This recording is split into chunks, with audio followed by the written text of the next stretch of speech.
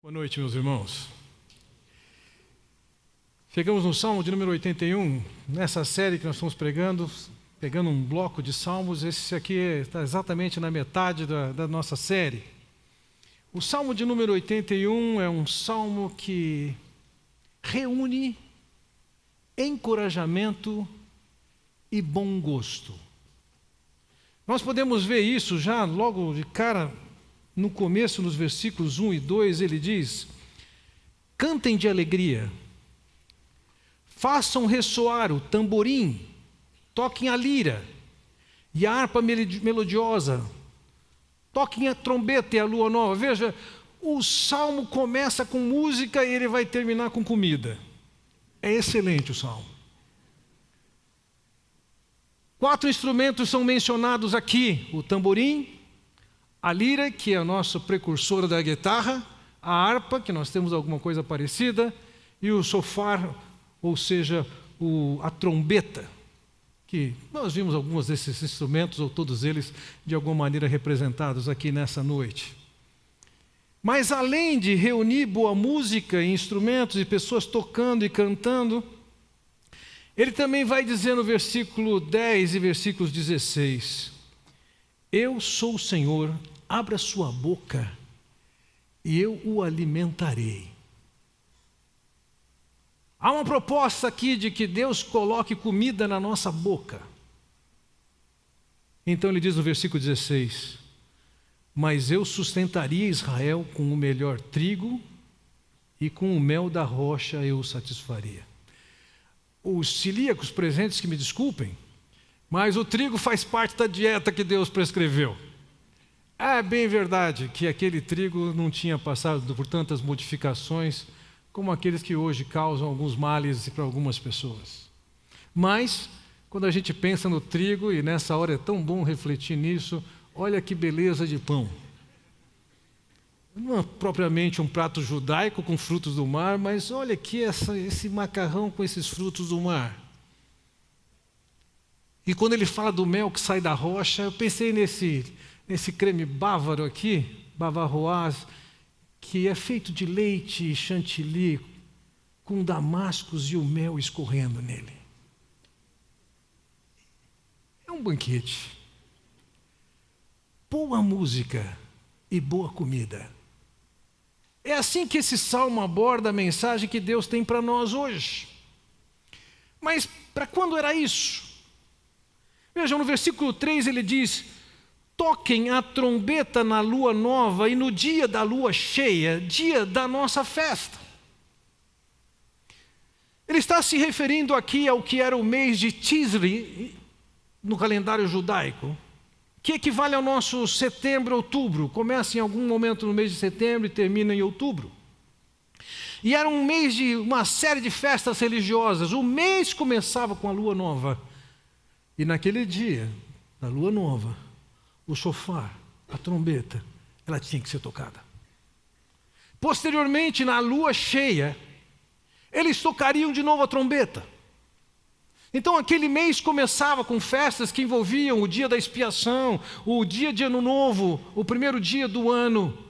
E entrava na segunda quinzena, ou nas segundas 2 semanas, na festa dos tabernáculos, ocasião em que eles comemoravam o tempo que eles peregrinaram e a maneira como Deus os manteve e os susteve ao longo do deserto. Era uma festividade diante do Senhor, era um culto diante do Senhor. E ao olhar para essa experiência que eles tinham, eu diria que o paralelo que nós temos hoje, enquanto eles tinham suas celebrações e suas festas prescritas por Deus, para as quais eles iam a Jerusalém e ali cultuavam a Deus, celebravam, festejavam diante de Deus, eu diria que o equivalente que a igreja tem hoje é o culto dela, é o encontro que ela tem com os seus pares, com os seus irmãos, diante do Senhor para adorar. Essa festa de celebração, ela é uma festa que passa por algumas instruções e considerações. E o que eu quero olhar com vocês nessa noite são as consciências que nós devemos ter.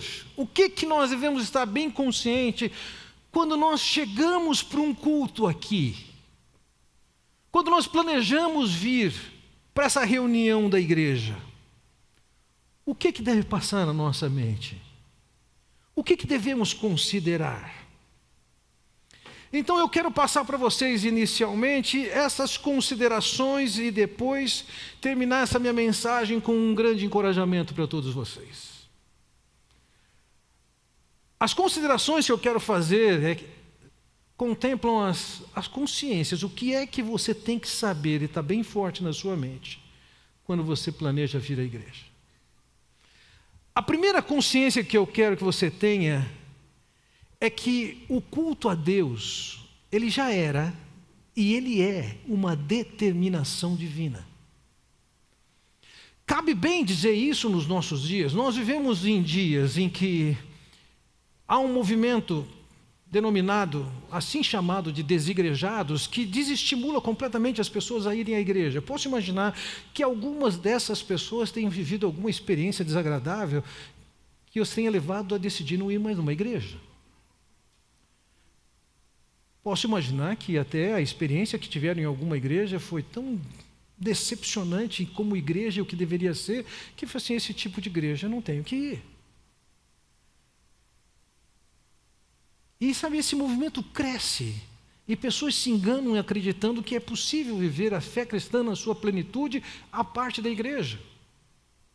Veja, aqui no versículo 4, falando desse culto que eles deviam prestar, que tinha instrumentos e que eles seriam supridos da comida necessária, é dito no versículo 4, é preceito para Israel, é prescrição do Deus de Jacó, ele o ordenou como lei a José ao sair contra a terra do Egito. Vejam, o culto a Deus não é uma opção. O culto a Deus é um preceito, ou como ele disse aqui, é uma prescrição, uma ordenação. Então, a ideia de o culto, eu ir quando não tem alguma coisa tão atraente que não justifique eu ficar em casa. Meu time não vai jogar, ou um bom time não vai jogar, não vai ter a Fórmula 1, não vai ter a final do tênis, do US Open e o que for. Se não tem essas coisas, ou eu não recebo alguém em casa, ou eu não vou para fora de casa, então eu considero ir ao culto. Nós já temos um certo problema de ocupação nos cultos. Hoje não é dos dias mais cheios, mas nós já temos pensado e considerado o terceiro culto. Mas o fato é que se todos nós fôssemos membros dessa igreja, participássemos regularmente das nossas atividades, nós já teríamos que ter começado o terceiro culto há muito tempo. Parece que vocês se revezam. Eu quero crer que é para a gente não encher tanto aqui e não caber. Ouçam, a participação do culto a Deus não é uma opção. É uma determinação de Deus, é decreto de Deus, é prescrição de Deus, é ordem de Deus. Alguém pode estar ensinando, não, isso não é necessário para a vida. De fato, é possível que em certas circunstâncias as pessoas não participem de uma vida de igreja. Imagine missionários ou pessoas que acabaram de se converter e não têm uma congregação ainda, uma comunidade. É lógico que eles podem viver a fé cristã em sua plenitude, mas eles vão ver a limitação do que é se relacionar com o povo de Deus, de cumprir com as orientações que Deus tem ao seu povo.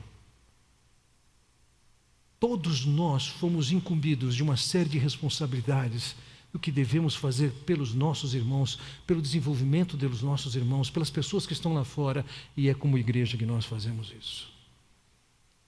No Antigo Testamento, como um salmo, ele diz, isso é preceito, é decreto, é ordem. E no Novo Testamento, em Hebreus capítulo 9, nós lemos, não deixemos de congregar-nos como é costume de alguns. Há uma orientação clara aqui. A participação na vida da igreja não pode incluir um plano em que você se ausenta. Ele diz o seguinte, você não pode deixar de se congregar. A reunião do povo de Deus em torno da pessoa de Deus é uma determinação de Deus. Nós podemos pensar em inventar moda de novos estilos de igreja, de novas propostas de igreja. E entenda uma coisa: nós devemos nos reunir por orientação de Deus, como ele diz no versículo 1: cantai de júbilo a Deus, força nossa, celebrai o Deus de Jacó. Toda semana somos convidados, mais do que isso, somos convocados para nos reunirmos como igreja diante do nosso Deus, para cantarmos de alegria pelo que Deus tem feito, celebrarmos pelo que Deus tem feito em nós. Essa é uma concepção que nós temos que ter. Nós, quando começamos essa igreja, nós tínhamos uma proposta de ser uma igreja bastante informal, ou seja, quando eu era moço, homens da minha idade seguramente estariam de paletó e gravata, não de tênis, bermuda, como eu estou vendo daqui. Em algum momento, nós falamos assim: não, essa forma não é importante, o importante é a essência. Vamos ser informais. E buscamos um jeito de ser informal mais perto da nossa realidade. E por isso, venha de bermuda, mas venha. Venha de camiseta, não há nenhum problema com isso. A informalidade era uma palavra de ordem. Nós não queríamos sacralizar formas de santos do passado. Entretanto, meus irmãos, acredito que algumas vezes nós confundimos informalidade com falta de compromisso. São eixos diferentes. A informalidade deve ser vivida com um sério compromisso com Deus. E esse sério compromisso com Deus inclui a seriedade de frequentemente cumprir a ordem de se congregar, de não deixar de se congregar com os irmãos. Essa é a primeira concepção que nós temos que ter. Essa é a primeira consciência que nós temos que ter. O culto é uma responsabilidade que nós temos, além de um privilégio que Deus determinou para nós.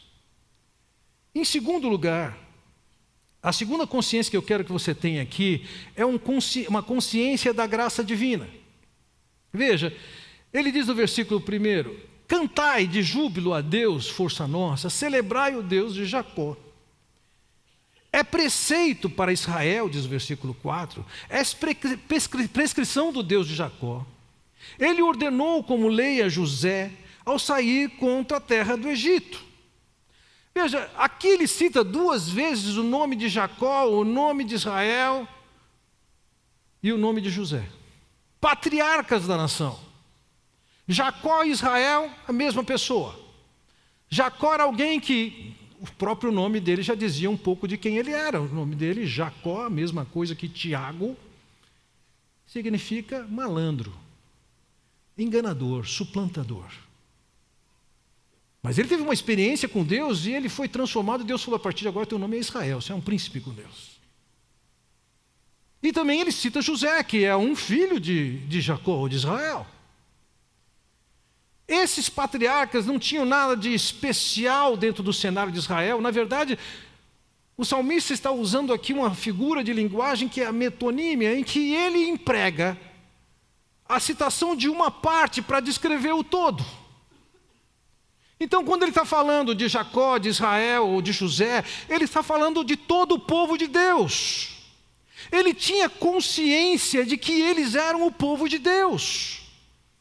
E nós temos que ter essa consciência de que nós somos o povo de Deus, que fomos alcançados pela graça divina. Essa era a realidade deles. Eles tinham essa consciência. Em Deuteronômio capítulo 7 é dito: porque tu és o povo santo ao Senhor teu Deus, o Senhor teu Deus te escolheu para que lhe fosses o seu próprio de todos os povos que há sobre a terra. Aquele povo tinha sido escolhido e separado por Deus para o propósito que Deus tinha. Ao citar aqui José, Jacó, Israel, ele tinha consciência desse povo que pertence ao Deus.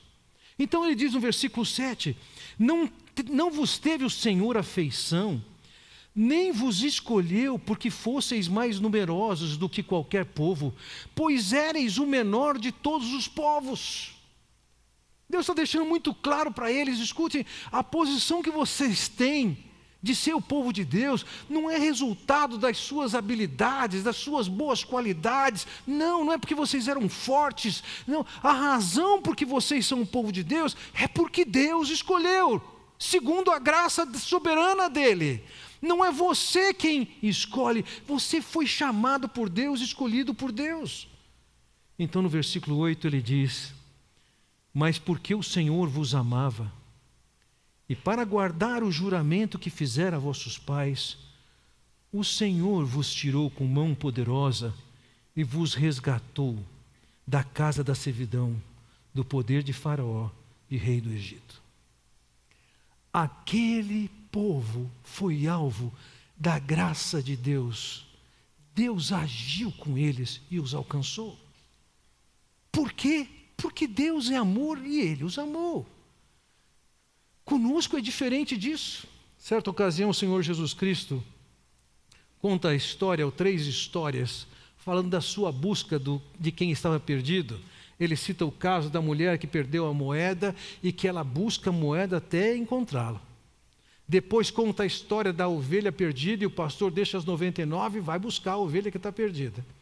E depois ele conta do filho pródigo, que o pai anseia e espera o retorno dele. Por quê? Porque Deus, através dessas figuras, está dizendo: eu estou em busca do que está perdido, e foi assim que você e eu fomos alcançados. Não é porque nós merecêssemos, não é porque nós fôssemos justos e retos, não é porque a nossa vida impressionasse a Deus, não, é porque Deus nos amou, Ele nos escolheu, Ele derramou sua graça sobre nós. Há um hino antigo em que parte dele se canta: não sei porque o amor de Deus a mim se revelou. Eu não sei, quando eu olho para a minha vida, tanto lá atrás quanto hoje, não tem absolutamente nada que pudesse impressionar bem a Deus. Não tem nada que Deus pudesse dizer: puxa vida, esse é o servo que eu queria ter. De jeito nenhum. A razão por que Deus me buscou, a razão por que Deus buscou você, é porque Ele decidiu amá-lo e incluí-lo no povo dele, na família dele. Então, quando nós chegamos a esse encontro, a gente tem que ter essa consciência, a consciência de que estamos vindo para esse encontro porque é uma determinação de Deus, mas também vir para esse encontro porque nós temos essa consciência de que nós fomos alvos do amor e da graça de Deus e fomos feitos o povo de Deus, e nós nos reunimos em torno do nosso Deus por conta disso. Essa é a segunda consciência. Primeira consciência, a consciência de que o culto, essa celebração, é uma determinação de Deus. Segunda consciência de que nós somos o povo de Deus e nos reunimos em torno de Deus e na presença de Deus. E a terceira consciência, para a qual eu chamo a sua atenção aqui, é a consciência da redenção da escravidão. Veja o que ele diz no versículo 5. Ele o ordenou como lei a José, ao sair contra a terra do Egito. Ouço uma linguagem que eu não conhecera. Veja, quando ele está falando o seguinte aqui, de Deus ter saído contra o Egito, vamos lembrar o que estava acontecendo. O povo de Israel, por alguns séculos, 4 séculos aproximadamente, aquele povo viveu na terra do Egito e grande parte desses tempos ele foi feito escravo. Eles foram empregados por Ramsés, por exemplo, para a construção da sua capital, Zoan. Aqueles homens e mulheres trabalhavam como escravos dentro do Egito. Sofriam naquela condição. E, ainda que o Egito fosse uma potência hegemônica naquela ocasião, Deus interveio e libertou aquele povo. Então, quando ele diz, ele saiu contra a terra do Egito, é quando Deus age e vai até eles, através de Moisés, para fazer algo contra ele, que normalmente nas Escrituras são chamadas de maravilhas, e, de alguma maneira, nós inventamos e chamamos isso de pragas. Para eles, efetivamente, eram pragas. Eram manifestações milagrosas de Deus para que aqueles escravos que lá estavam fossem libertos. Mas não somente Deus saiu contra o Egito, no versículo 6 então diz: livrei os seus ombros do peso e suas mãos foram livres dos cestos. Eles tinham que pegar a matéria-prima necessária para fazer os tijolos para as construções, eles tinham que amassar o barro e preparar os tijolos, eles tinham que carregar coisas para lá e para cá, eles estavam debaixo de escravidão. Então Deus diz o seguinte: eu saí contra o Egito, eu intervi, eu libertei vocês. Deixaram de ser escravos. No versículo 7, então ele diz: clamastes na angústia, eu te livrei. O restante do versículo a gente contempla depois. Mas veja, aqui ele está olhando para a realidade de que Deus os libertou da escravidão em que eles estavam. Nós temos o nosso equivalente? Sim, nós temos o equivalente. Enquanto a experiência da libertação deu para eles a ideia da celebração da Páscoa, nós temos a nossa Páscoa. Jesus é o nosso Cordeiro Pascual. E quando chegamos e nos reunimos aqui, além de sabermos que isso é uma reunião do povo de Deus, decretada por Deus, nós precisamos ter essa consciência de que nós fomos libertos da escravidão do pecado que nos subjugava, que nos colocava à parte de Deus. Quando Pedro escreveu sua carta, capítulo 1, versículo 18 diz: sabendo que não foi mediante coisas corruptíveis como prata ou ouro que fostes resgatados do vosso fútil procedimento que vossos pais vos legaram. Veja, nós tínhamos um estado de viver conforme nossos pais viveram, longe dos padrões, das orientações de Deus, marcados pelo pecado, também legado pelos nossos pais. De geração em geração nós trazemos esse pecado que nos subjuga, que nos coloca à parte de Deus. Mas o texto aqui diz que nós fomos resgatados. Quando olhamos para a história do Brasil, nós sabemos de histórias, de casos em que escravos foram alforriados porque alguém pagou para que eles fossem libertos. Até que uma lei chegasse e efetivamente libertasse essas pessoas. No contexto da Inglaterra, que é onde começou o movimento abolicionista por influência de cristãos, o governo inglês assumiu o prejuízo. E se não me lembro bem, 70% do orçamento da Inglaterra naquele ano foi maior por causa das despesas pagando para que todos os escravos fossem libertos. No nosso caso, não foi com prata e ouro. Não teve alguém que pagou com ouro, com prata, com dinheiro. Não foi assim. Então ele diz no versículo 19: mas pelo precioso sangue, como de cordeiro sem defeito e sem mácula, o sangue de Cristo. A maneira como somos libertos da escravidão do pecado é por causa da obra do Senhor Jesus Cristo. Nós estávamos subjugados e separados e à parte de Deus, levando uma vida, alguns com mais moralidade, outros com menos moralidade. Alguns mais preocupados em encontrar Deus, outros absolutamente indiferentes. Alguns bem realizados na vida, outros frustrados. E independentemente deste quadro, o fato é que nós estávamos à parte de Deus e não tinha ouro e prata que pagasse por essa libertação. Era necessário que uma alma pura, limpa, assumisse os nossos pecados para que nós fôssemos libertos. Foi naquela cruz morrendo por nós que o Senhor Jesus Cristo disse: está consumado. Quando nós nos reunimos aqui, nós nos reunimos em resposta a essa ação de Deus por nós. O Deus que decretou o encontro com Ele em culto. É o Deus que nos escolheu para ser povo. E não foi através de uma canetada que Ele fez isso. Por amor, Ele enviou Seu Filho, que naquela cruz assumiu os pecados de cada um de nós, para que pudéssemos chegar a Deus. O culto, que é um decreto divino, que é para o povo de Deus, é um culto que deve focalizar no que fez o Senhor Jesus Cristo por nós. Ele nos resgatou. Ele nos resgatou. E então, como igreja, nós nos reunimos, cumprindo o seu decreto, conscientes de que somos o povo de Deus, porque fomos resgatados pelo Senhor Jesus Cristo. Mas há uma quarta e última consciência que eu quero passar para vocês, que deve ser parte da nossa visão, da nossa percepção, quando chegamos para o culto. É do propósito da libertação.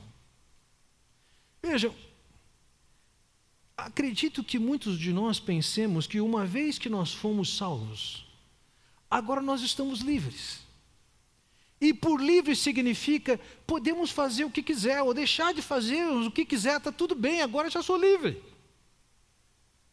Parece que a única coisa no propósito de Deus é declarar-nos livres. Mas eu gostaria de passar a vocês a visão de que na condição de povo de Deus, resgatados por Deus, nós temos uma agenda, temos uma vida a ser levada conforme a orientação e determinação dEle.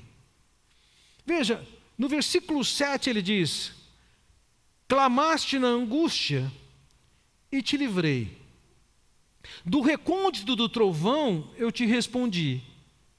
E te experimentei junto às águas de Meribá. Ele cita dois fatos aqui. É quando no recôndito do trovão ele responde, e o segundo é quando ele os experimenta nas águas de Meribá. Eu gostaria de olhar para vocês, para esses dois eventos, temos lembrança do que são esses dois eventos e entender o que eles significam. O primeiro deles é uma referência a depois que aquele povo foi liberto, no Sinai, Deus se manifesta entregando as suas orientações através de Moisés. Veja, quando lemos o texto de Êxodo que descreve esse fato que antecede a entrega dos 10 mandamentos, o texto nos diz o seguinte: ao amanhecer do terceiro dia houve trovões e raios. Uma densa nuvem cobriu o monte e uma trombeta ressoou fortemente. Todos no acampamento tremeram de medo. Quando Deus estava para dar e deu as suas orientações àquele povo, aquilo foi marcado de tal poder. Uma trombeta forte toca. Densa nuvem cobre o monte. E as pessoas estão tremendo de medo. O escritor de Hebreus comenta essa história. Ele diz o seguinte: na verdade, de tal modo era horrível o espetáculo, que Moisés disse: sinto-me aterrado e trêmulo. A experiência tinha sido tão pesada, que Moisés está dizendo: fiquei aterrorizado, tremi nas pernas. Talvez você possa pensar que aquele cântico antigo que a igreja cantava, ou que várias igrejas cantavam, se começarmos a orar, esse templo treme, né? Alguém pode pensar que isso aí foi de autoria de Moisés. Não, isso aí não tem autoria nenhuma de Moisés. E veja, com o que ele experimentou lá, tenho certeza que ele não ia cantar isso. A igreja que canta isso não sabe o que é manifestação de tremor, de relâmpago. Moisés disse que fica aterrorizado, e o povo também ficou. O povo disse para Moisés: Moisés, faz o seguinte, a partir de hoje, vai você lá, ouve o recado e traz para a gente aqui. Tá bom para a gente assim. Eles estavam se livrando, a situação era de intensa manifestação de poder. O Moisés que foi se encontrar com o Senhor ficou aterrorizado e trêmulo. E foi naquele ambiente que ele ouvia a mensagem de Deus, e essa mensagem de Deus dizia o que para eles? Versículo 8 sintetiza isso, que diz: ouve, povo meu, quero exortar-te. Ó Israel, se me escutasses. Versículo 9: não haja no meio de ti Deus alheio, nem te prostres ante Deus estranho. Quando ele diz aqui no versículo 8, ouve Israel, essa expressão em hebraico, ouve, Shema Israel, Era uma expressão que eles conheciam muito bem até hoje. Se você for à casa de um judeu medianamente religioso, você vai encontrar no umbral da porta um objetozinho, e dentro daquele objeto tem um papelzinho enrolado, como se fosse um manuscrito, um texto antigo, e lá está o Deuteronômio 6,4, Shema Israel, Adonai Eloheinu, Adonai Erod. Ouve Israel, o Senhor nosso Deus é o único Senhor. As passagens do Salmo 81 estão ecoando Deuteronômio 6,4. Ouve, povo meu, não haja no meio de ti Deus alheio. Aquele povo que tinha sido liberto do Egito, um ambiente em que existiam milhares de divindades.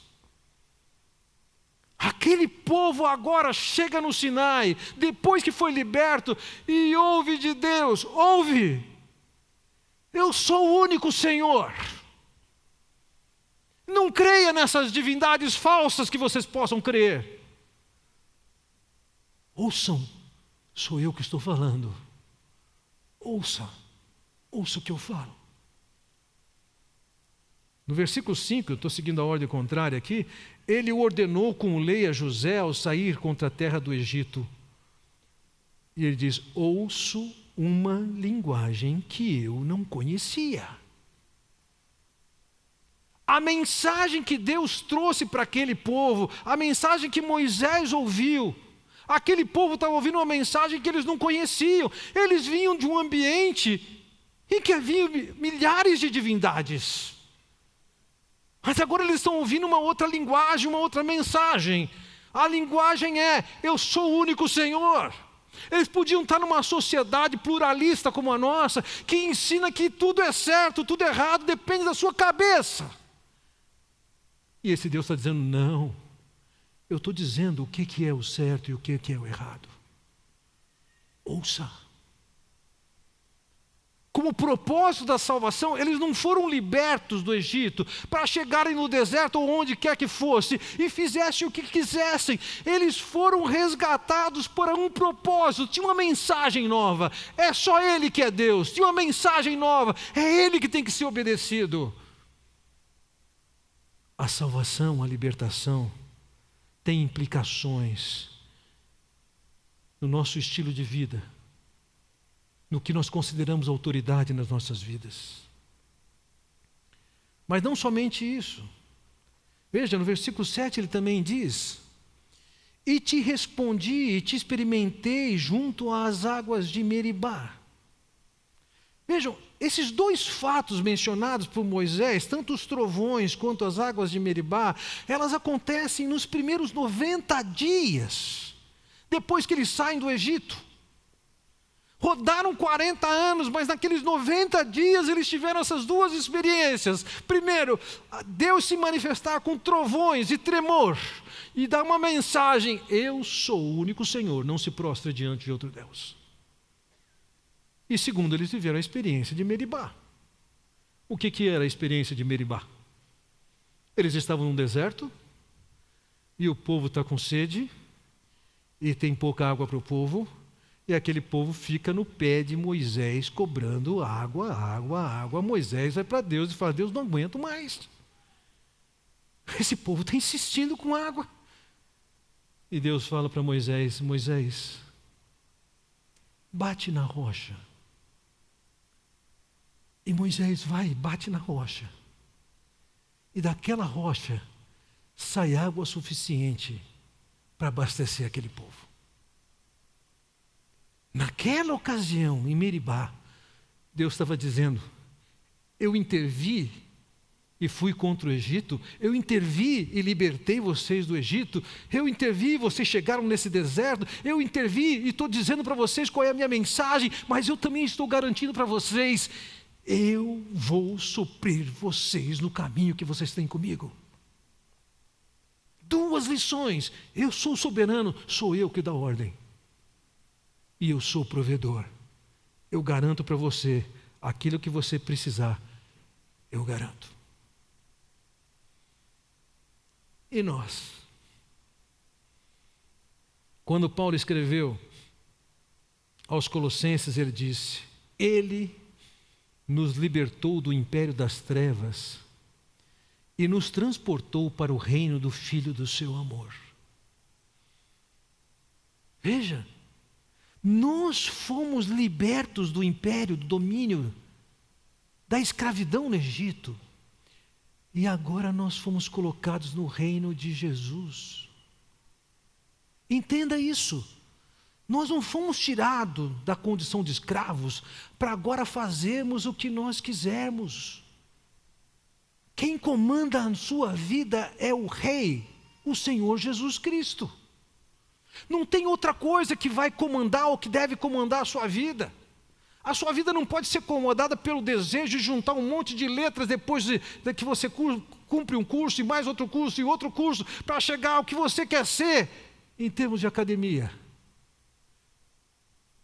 A razão da sua vida não é que você agora, uma vez você está formado, etc e tal, que você fique rico. Deus está dizendo o seguinte: eu sou o seu Deus e eu sou o seu Senhor. Seus valores, seus princípios, sua vida estão debaixo da minha autoridade. Nós não fomos salvos simplesmente para termos sido libertos. Em Jesus, ele diz no versículo 14, nós temos a redenção, a remissão dos pecados, mas escutem isso, isso não significa que agora é para a gente fazer o que quiser. Quando Paulo escreveu aos Gálatas no capítulo 5, ele diz, versículo 1 e versículo 13, para a liberdade foi que Cristo nos libertou. Oba! Cristo nos libertou, então ele diz, permanecei, pois, firmes, e não vos submetais de novo ao jugo de escravidão. Porque vós, irmãos, fostes chamados à liberdade, porém não useis da liberdade para dar ocasião à carne, sediantes servos uns dos outros.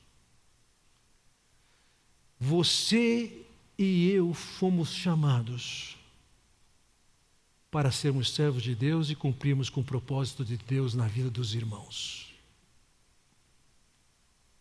Nós temos que ter a consciência de que essa reunião é determinação divina. Consciência de que nós nos reunimos porque somos o povo de Deus, o povo do Senhor Jesus Cristo, resgatado por Ele, que se reúne em torno dEle. Nós somos o povo que foi resgatado através daquela cruz vergonhosa, cruz que era sua e que era minha. Mas nós somos o povo de Deus e precisamos ter consciência disso, que nos reunimos em torno daquele que tem autoridade e capacidade de nos levar até o fim da nossa jornada. O que nós fazemos com isso? Quero passar a minha conclusão dizendo o seguinte, que na condição de povo de Deus, nós podemos fazer a coisa certa e podemos fazer a coisa errada, pelo menos por algum tempo. Veja o que acontece no versículo 11, lemos ali. Mas o meu povo não me quis escutar a voz, e Israel não me atendeu. Assim, deixei-o andar na teimosia do seu coração. Siga os seus próprios conselhos. Uma outra tradução aqui diz o seguinte: por isso os entreguei ao seu coração obstinado. Na condição de povo de Deus é possível nós termos um coração obstinado, soberbo, arrogante, e falar assim, não quero o que Deus está falando. Vou seguir minha jornada do meu jeito, vou seguir a trilha que eu quiser. E quando um filho de Deus age dessa maneira com Deus, Deus diz, tá bom, vai, siga. Vou esperar você dar com seus burros na água. Ou a vaca chegar no brejo. Você quer não me ouvir? Eu chamo vocês, eu formo meu povo. Eu os liberto, eu os conduzo, e agora você não quer me ouvir? É? Vai. Acho interessante essa expressão em que ele diz, deixei-o andar na teimosia do seu coração, ou os entreguei ao seu coração obstinado. Você tem ideia do que é isso? Todos nós temos uma série de ideias, de perspectivas, de propostas. E nós podemos, em um certo momento, ainda que nós não formalizamos isso, nós fazemos isso com Deus. Deus, eu prefiro assim. Eu acho bom fazer desse jeito. Eu sei que o Senhor determina andar dessa maneira, mas eu tenho uma maneira alternativa de andar. É essa a ideia de obstinação do coração que ele está se referindo aqui. É quando você é mais você. Você acha que deve ser do seu jeito e não do jeito que Deus falou. Nessas condições, veja, vamos entender um pouco disso. Em Provérbios capítulo 26, versículo 12, diz o seguinte: tens visto um homem que é sábio aos seus próprios olhos? Maior esperança há no insensato do que nele.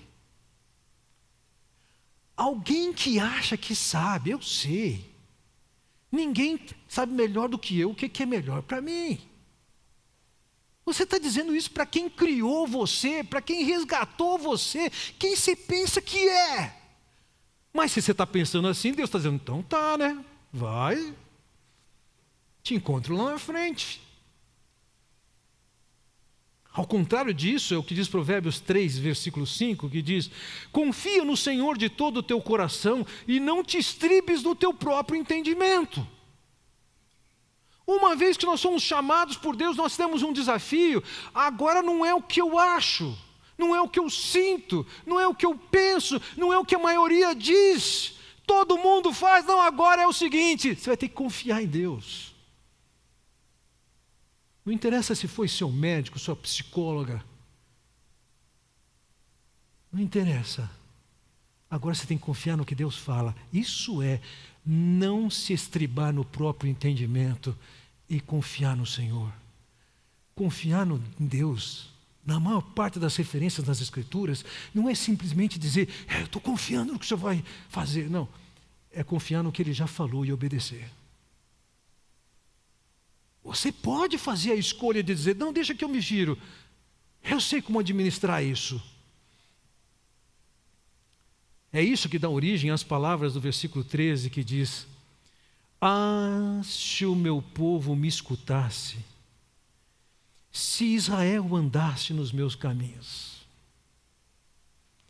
Ah, se. Você pode estar levando uma vida marcada pela desobediência, pela insubmissão, por desconhecer o que Deus fala, o que Deus determina, e está levando a sua vida longe da orientação de Deus. E Deus está dizendo assim, que pena, que pena. Ah, se você me escutasse, andasse segundo a minha orientação, segundo a minha instrução. Ah, se. Então ele diz no versículo 14, eu de pronto lhe abateria o inimigo e deitaria a mão contra os seus adversários. O povo de Israel estava sofrendo de novo escravidão e hostilidade de outros povos por causa da sua desobediência. E quando nós nos apartamos e deixamos o Senhor, nós acabamos deixando com que pecados nos escravizem. E Deus está dizendo, se você me escutar, se você me obedecer, eu vou te libertar desses dominadores da tua vida. Ah, se você... No versículo 15 ele diz, os que aborrecem ao Senhor se lhe submeteriam, e isso duraria para sempre. Deus está dizendo o seguinte, isso que está dominando a sua vida, escravizando você, isso estaria debaixo da autoridade de Deus, e seria colocado no seu lugar.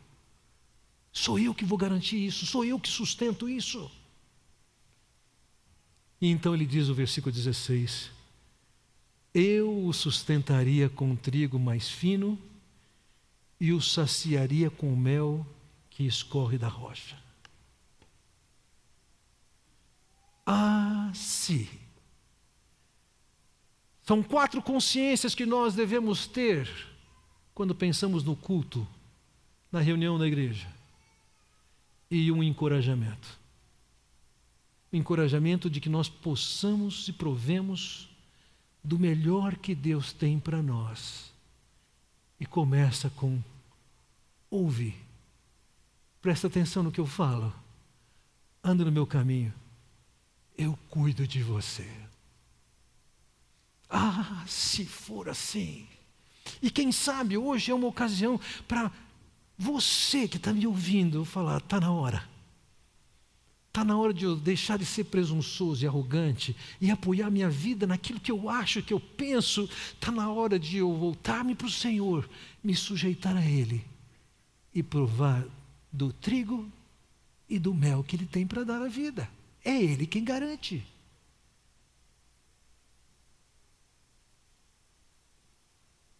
O que você está fazendo com a sua vida? Ah, se é hora de você reverter isso. É hora de você voltar para o Senhor e ver o que Deus quer fazer da sua vida e provar do melhor que Ele tem para você. Vamos orar. Pai Celestial, queremos te agradecer pela Tua palavra, pelo encorajamento que encontramos aqui, não somente do culto que devemos prestar a Ti, como também o encorajamento que temos para provarmos do melhor que o Senhor tem para nós. Que tenhamos claramente a consciência de que esse culto é determinação Tua. Esse culto é do povo que o Senhor amou. Esse culto é do povo que o Senhor resgatou em Cristo. Mas esse culto é também para o povo que o Senhor já tem uma agenda, tem orientações e determinações. Ser com aqueles que têm ouvido essa mensagem e que hoje têm a consciência de que alguma coisa tem que mudar em suas vidas. Eu peço isso no nome do Senhor Jesus Cristo. Amém.